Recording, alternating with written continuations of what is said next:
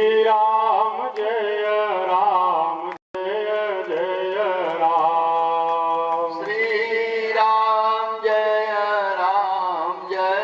जय राम। श्री राम जय जय जय राम। श्री राम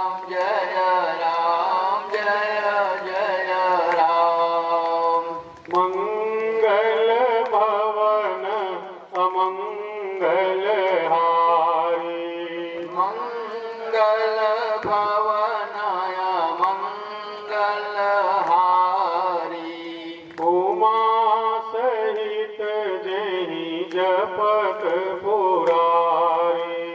उमा सहित जेहि जपत पुरारी। श्री राम जय जय राम। श्री राम जय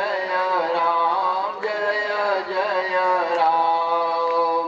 मंगल भवन मंगल हारी। मंगल भवनाय मंगल हारी। द्रवंसो दशरथ अजिर बिहारी। द्रवहुषो दशरथ अजिर बिहारी। लखन सिया रामचंद्र की जय। धर्म की जय हो। अधर्म का नाश हो। प्राणियों में सद्भावना हो। विश्व का कल्याण हो। गौ माता की जय हो। गौ हत्या बंद हो। भारत अखंड हो। भारत अखंड हो। धर्म सम्राट स्वामी श्रीकर पात्री जी महाराज की जय। जगत गुरु श्री शंकराचार्य भगवान भगवान की जय। पूज्य दंडी स्वामी श्री अयुक्तेश्वरानंद सरस्वती जी महाराज की जय। आवाहित समस्त देवी देवताओं की जय। पूज्यपाद तुलसीदास जी महाराज की जय। लखन सिया रामचंद्र की जय। श्री यज्ञ नारायण भगवान की जय। उमापति महादेव की जय। श्री हनुमतलाल जी महाराज की जय। श्री यज्ञाचार्य जी महाराज की जय। हर हर महादेव। अनंत कोटि ब्रह्मांड नायक मर्यादा पुरुषोत्तम भगवान रामभद्र सरकार, उनके आह्लादनी शक्ति जगत जननी मां जगदम्बा जानकी जी, युगल सरकार के चरण कमलों में अनंत कोटि प्रणाम।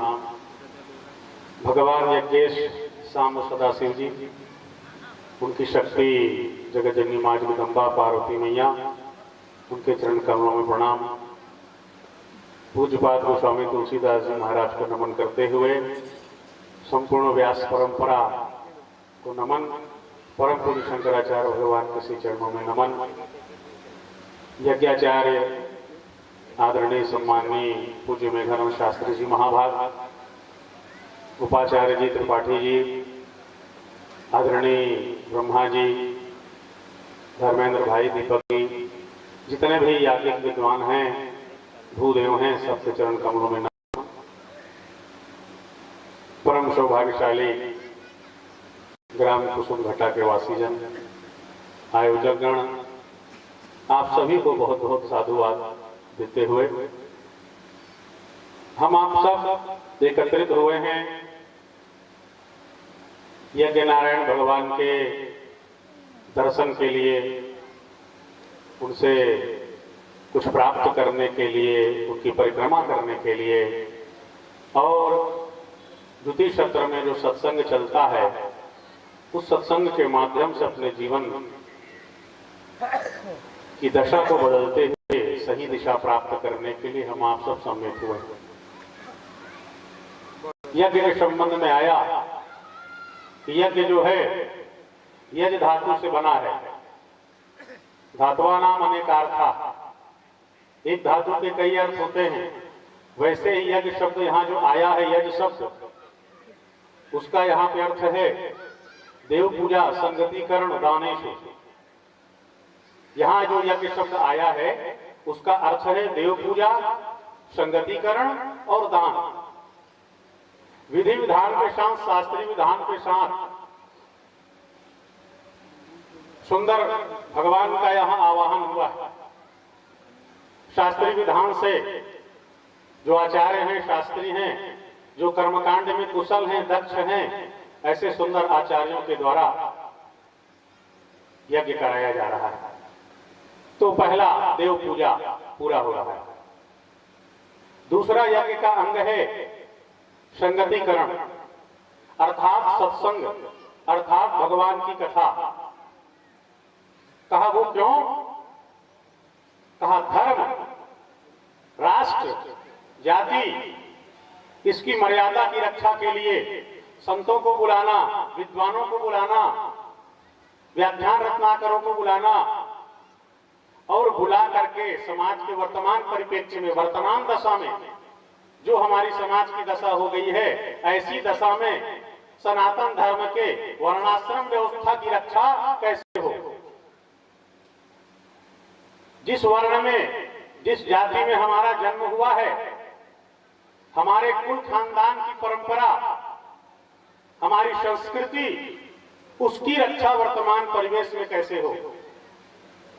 और जो हमारा देश है, जो हमारा राष्ट्र है, हमारे देश की, राष्ट्र की रक्षा वर्तमान परिवेश में कैसे हो, अर्थात चिंतन करना।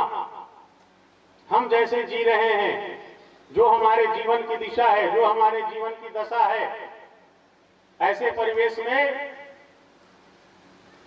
हम जिस ढंग से जी रहे हैं, जो परंपरा चली आ रही है, उसमें सोचना पड़ेगा कि हमारे जीने की शैली में हमारे देश को, हमारे राष्ट्र को कोई नुकसान तो नहीं है।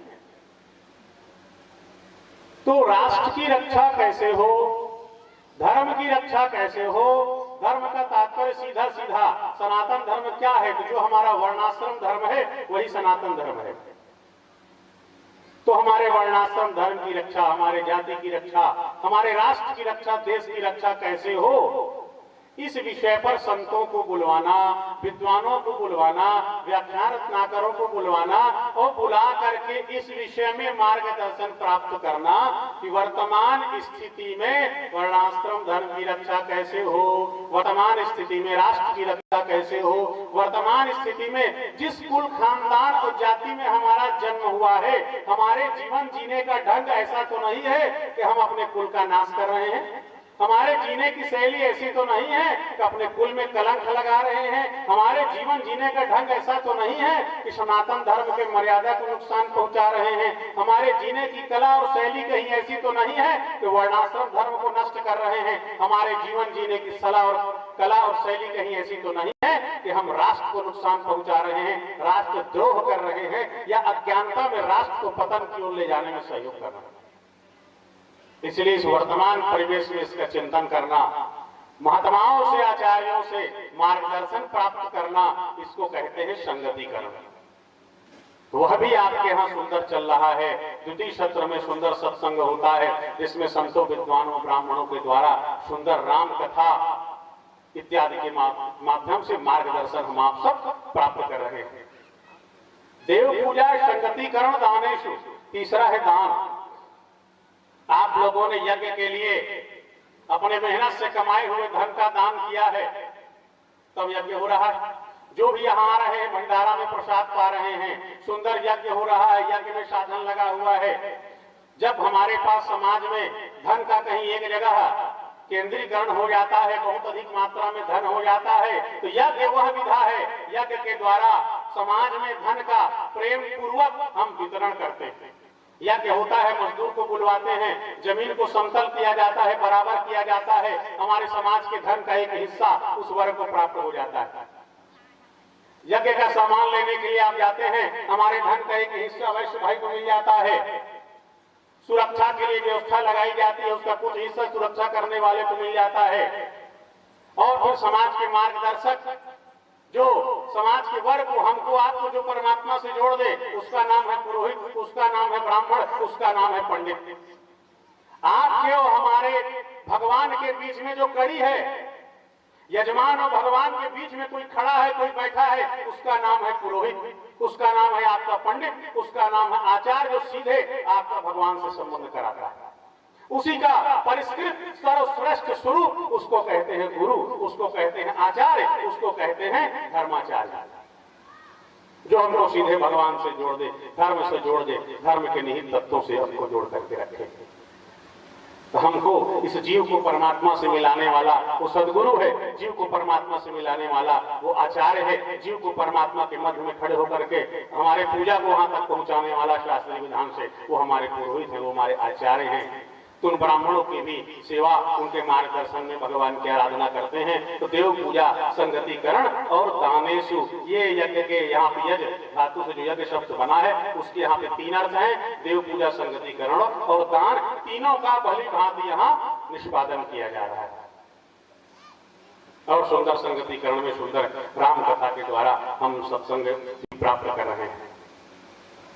तो आइए यज्ञ भगवान को प्रणाम करते हुए राम कथा की ओर प्रवेश करते हैं।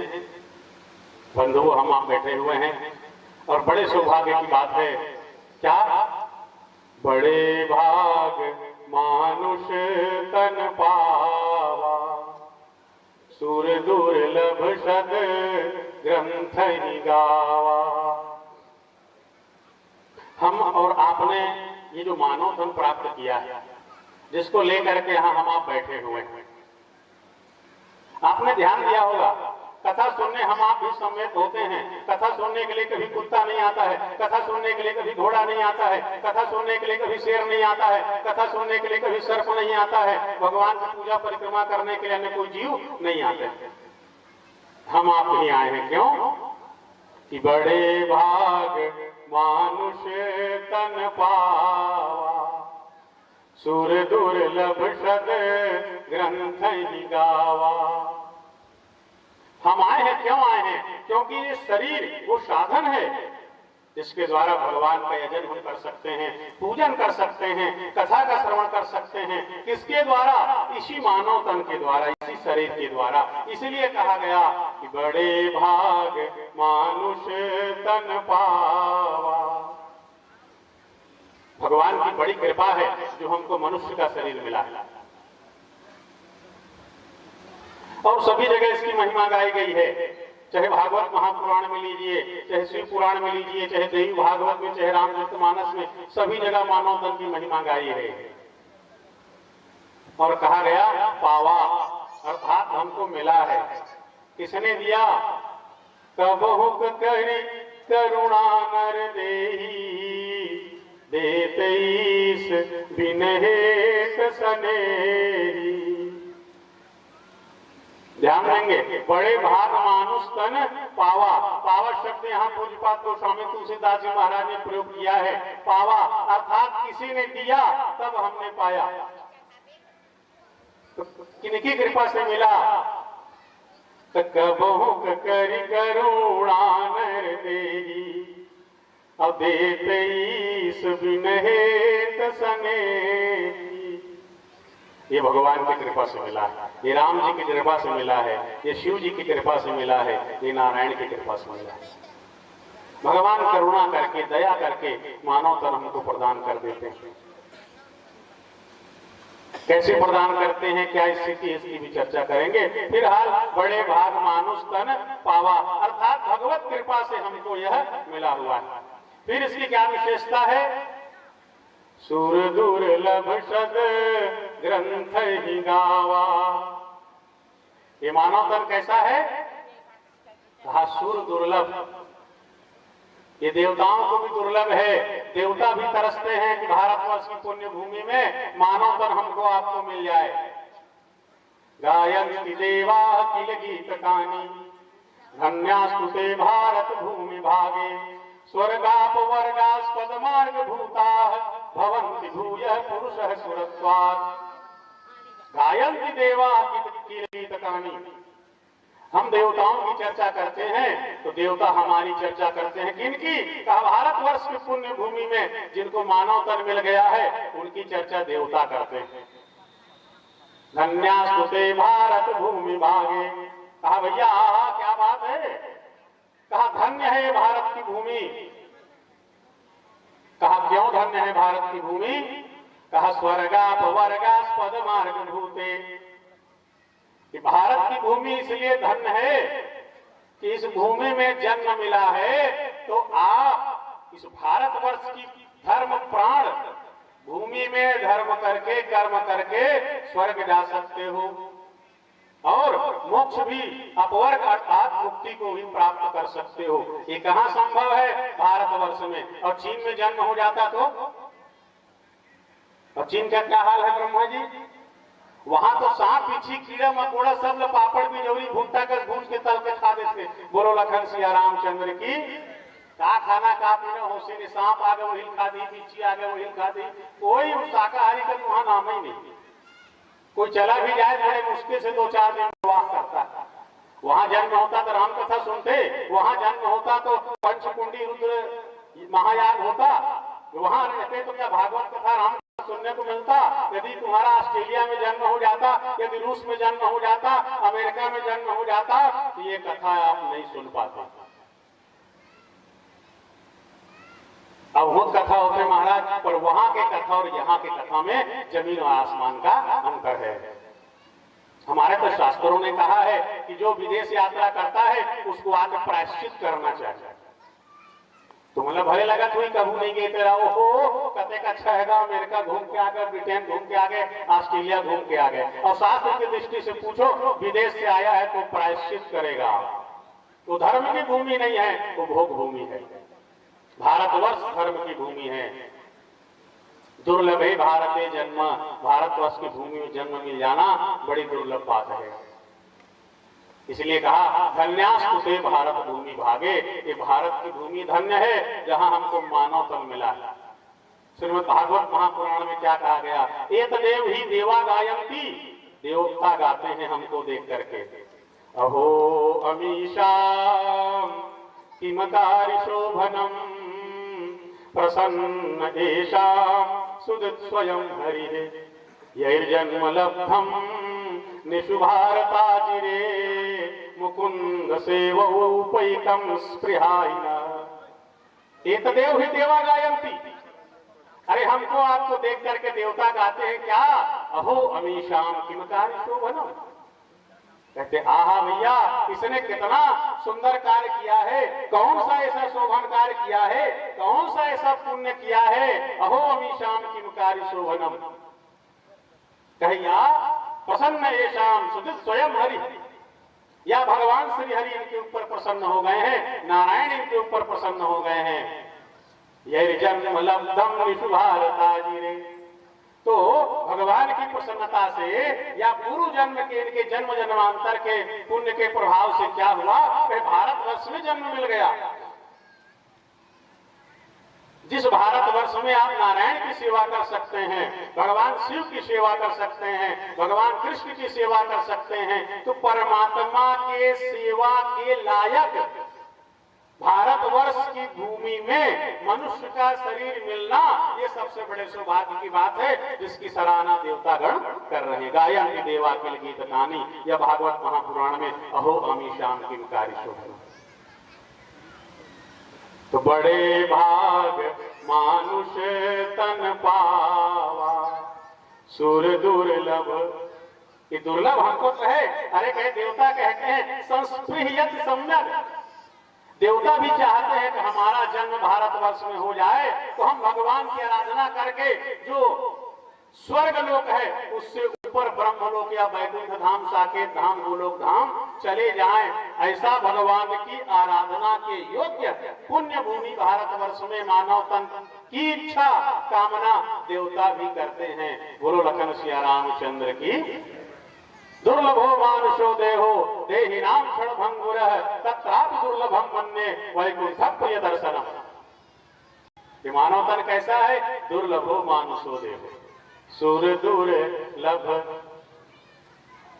तुलसी बाबा ने कहा सुर दुर्लभ, तो भागवतकार व्यास जी कहते हैं दुर्लभो मानुषो देहो देहि नाम क्षण भंगुरः तत्रापि दुर्लभम मन्ये वैकुंठ प्रिय दर्शनम। व्यास जी कहते हैं दुर्लभ है, पर कहा भैया इसमें एक कमी है। क्या कमी है? कहा क्षण भंगुरः। बड़ा दुर्लभ तो है, बड़ी कीमती है, कोई आकलन इसकी कीमत का नहीं किया जा सकता। और सबसे बड़ी कमी है क्या? क्षणभंगुर है, कब समाप्त हो जाए कोई ठिकाना नहीं है। इसीलिए किसी कवि ने कहा, क्षणभंगुर जीवन की कलिका, कल प्रात को जान खिली न खिली, मलयाचल की शुचि शीतल मंद, सुगंध समीर चली न चली, कलिकाल कुठार लिए फिरता,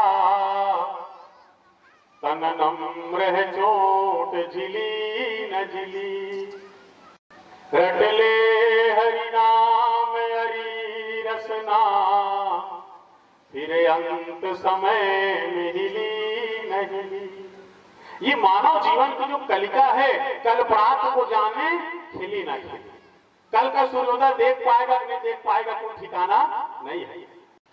और मलया जल की शुचि शीतल मंद, सुगंध समीर चली न चली, अरे नाक से जो श्वास निकला है लौट के आया कि नहीं आया कोई ठिकाना नहीं है। ये देगा कतेक अच्छा कले मिले रही से, सुंदर बोलत बतात रही से, और गए गाय आज नाम सत्य है, बोल वृंदावन बिहारी लाल की। कलिकाल कुठार लिए फिरता, ये काल हमारे जीवन को समाप्त करने के लिए कुठार लेकर के फिर रहा है। और कलिकाल हमारे धर्म को, हमारे पुण्य को, हमारे तपस्या को, हमारे साधना को, हमारे सत्कर्म को नष्ट करने के लिए कलयुग खड़ा है, और जीवन को समाप्त करने के लिए काल खड़ा हुआ है। कलिकाल कुठार लिए फिरता, तन नम्र है चोट झिली न झिली। तो कलयुग के प्रहार से, काल के प्रहार को ये शरीर झेल पाया कि नहीं झेल पाया। इसलिए रट ले हरि नाम हरि रसना, फिर अंत समय में हिली न हिली। इसलिए विद्वान कभी संकेत करते हैं, भैया इसलिए अभी जब जिह्वा आपके वश में है भगवान का नाम ले लो। कई जन कहते महाराज भगवान के नाम ना आखिर में लेबो ना, आखिर में ले लेबे, अब बोले के ले गिरीबे तो लेबे, बोले के ले नहीं गिरीबे कैसे करबे। जन्म जन्म मुनि जतन काही, अंत राम कहियावत नाही। बड़े बड़े संत महात्मा ये साधन करने में लगे हुए हैं, प्रयास करने में लगे हुए हैं कि अंत समय में भगवान का नाम मुख से निकल जाए। एतावान सांख्य योगाभ्याम सुधर्म परिनिष्ठया जन्म लाभः परः पुंसाम अंते नारायण स्मृति। योग है, तपस्या है, सांख्य है, दर्शन है, जितने प्रकार के हमारे धर्म शास्त्र है, साधन है, उसका सबसे बड़ा लाभ क्या है? अंते नारायण स्मृति। सबसे बड़ा जीवन का लाभ यही है, अंत में कहे मरते समय मुख से भगवान का नाम निकल जाए। मुख से भगवान का नाम निकल गया, आपने सब कुछ पा लिया, कुछ भी पाना शेष नहीं है। एतावान सांख्य योगाभ्याम स्वधर्मा परिनिष्ठया, सांख्य का लाभ मिल गया, योग का लाभ आपको मिल गया, स्वधर्म पालन का आपको लाभ मिल गया। क्या कहे? अंते नारायण स्मृति है, मरते समय कहीं भगवान की याद आ गई तो कहे सब कुछ बन गया। इसलिए रामचरितमानस जीना सिखाती है और श्रीमद् भागवत महापुराण हमको मरना सिखाती है। मरने की तैयारी के दिव्य पावन ग्रंथ का नाम है भागवत महापुराण। जीवन जीने की कला का नाम है रामचरितमानस। भाई का भाई से कैसे व्यवहार हो, पिता का पुत्रों के साथ कैसा व्यवहार हो, पति पत्नी का व्यवहार कैसे हो, पुत्र का पिता के प्रति व्यवहार कैसे हो, गुरु का आचरण कैसा हो, तो शिष्य का आचरण समर्पण सदगुरु के प्रति कैसा हो, उस परम पावन जीवन जीने की कला उस शैली का नाम है रामचरितमानस। तो बड़े भाग मानुष तन पावा, सुर दुर्लभ सद ग्रंथ ही गावा, दुर्लभो मानुषो देहु देहि नाम भंगुरा। इसलिए संकेत करते हैं कि जब जिह्वा हमारे वश में है तो भगवान का नाम ले लो। इसलिए आप थोड़ा भगवान का नाम ले लो, फिर आप और आगे चर्चा करेंगे। हरि बोल मेरी रसना घड़ी घड़ी,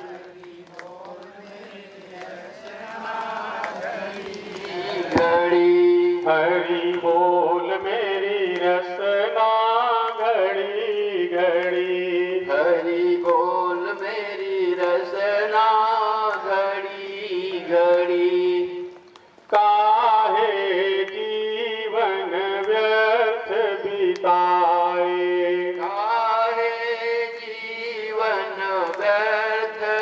बिताए।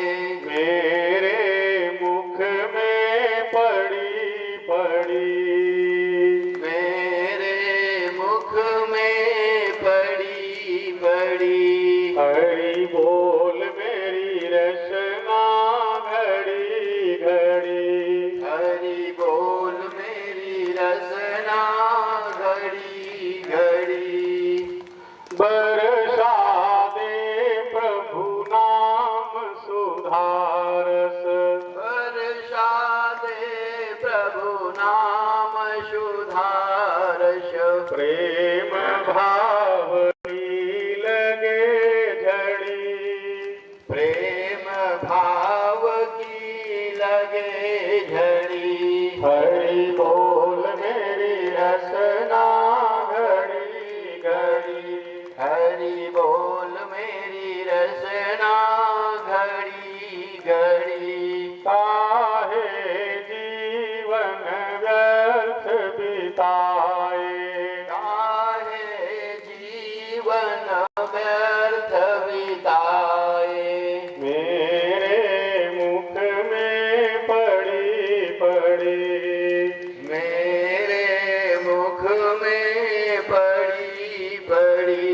हरि बोल मेरी रचना घड़ी घड़ी। हरि बोल मेरी रचना घड़ी घड़ी। काहे जीवन व्यर्थ बिताए, काहे जीवन व्यर्थ बिताए। मेरे मुख में पड़ी पड़ी, मन मंदिर में पड़ी पड़ी। हरि बोल मेरी रचना घड़ी घड़ी।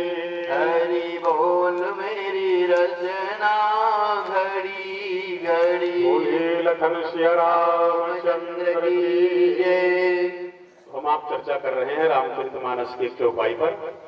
बड़े भाग मानुष तन पावा, सुर दुर्लभ शद ग्रंथ ही गावा।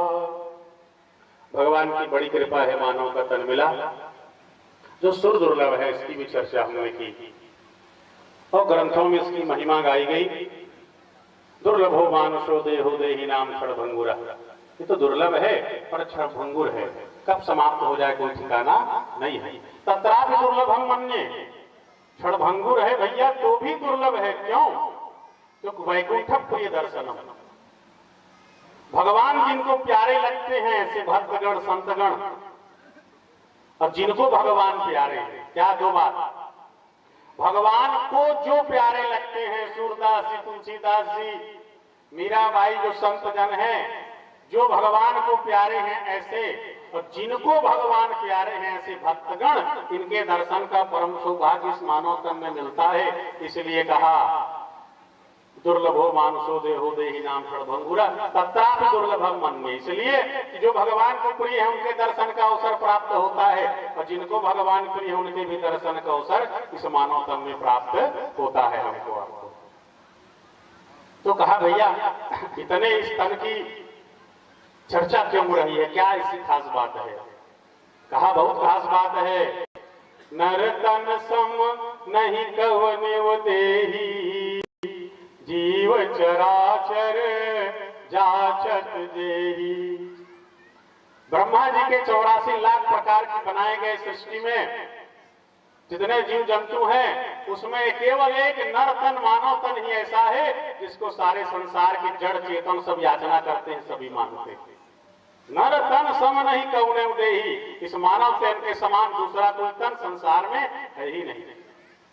जीव चराचर जाचत जेही, सारे जीव याचना करते हैं भैया हमको मानव तन मिल जाए। क्यों?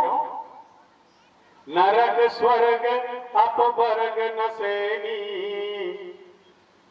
ज्ञान विराग भगति शुभ देनी। कहा ये मानव पर सीढ़ी है, एक माध्यम है, इसका दुरुपयोग करके आप नरक जा सकते हो।